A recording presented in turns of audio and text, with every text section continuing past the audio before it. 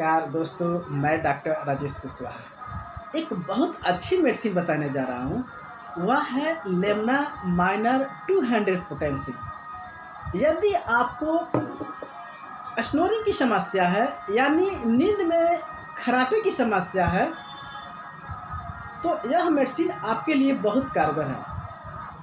यदि आपकी खर्राटे की आवाज़ें इतनी तेज़ होती है कि आपके आसपास सोने वाले भी आपसे परेशान हो जाते हैं, यह मुख्य रूप से नेज़ल कंजेशन और ओवरवेट की वजह से होता है। यदि आप इस मेडिसिन को 2 बूंद सुबह और 2 बूंद शाम को कंटिन्यू 1 मंथ तक सेवन करते हैं तो आपकी खर्राटे पूरी तरह से ठीक हो जाएगी।